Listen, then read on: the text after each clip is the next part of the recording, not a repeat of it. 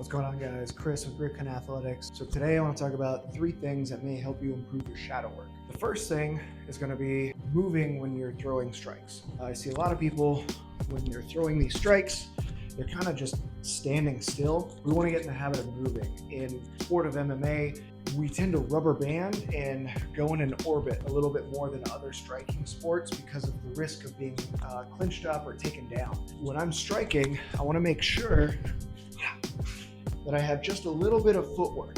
I could be going forward with a little bit of footwork, and I can be going backwards with a little bit of footwork, but I want to make sure that I'm moving my feet. Even if you're in limited space or you're staring at the mirror, a little bit goes a long way. I don't need much. The next thing, making sure we're punching at the same target. I see a lot of people have this really bad habit of throwing their jab all the way out here, throwing their cross all the way out here, but then throwing their hook somewhere in between that range. We want to make sure that if we're throwing long straights, that we're also throwing long hooks. The short range hook isn't as available in MMA as it is in boxing because people are generally moving away when you start getting close enough to strike because we don't have a shell to rely upon. People are going to get tagged and immediately move away. The other thing is people don't want to get taken down. When they know they're in range of punches, that means they're definitely in range of the takedown, so they tend to create space. They get tagged or punches are getting close and they're going to start moving out. Again, if I'm throwing a cross out here, then I'm either going to need to open up that hook for a long hook, or when I throw my long cross, I need to bring my feet. I can combine my footwork movement with managing the range of my strikes. So the third thing is going to be when you throw your kicks for shadow work is making sure you're treating those kicks realistically. Otherwise, you'll create a bad habit.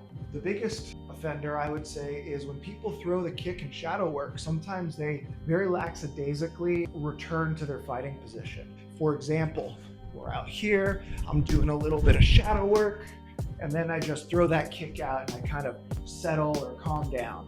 Again, I'm here. They'll take their time putting it down, but if you're floating that leg up in the air, 1, you're open up for a pretty nasty counter, and 2, if you're floating a single leg up in the air, that's a wrestler's best friend. He's probably going to shoot the takedown, and you did half the work for him. So when I throw these kicks, I need to take it seriously, just like I would when I'm sparring. A lot of times in the shadow work, people don't have enough sense of urgency. I need to get out, not just, yeah, this is completely mine. This is my fight, my game.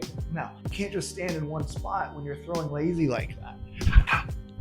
There needs to be a little bit incentive to get away. So imagine your opponent's actually throwing back. Alternatively, I could post the kick down, practice throwing something off of that,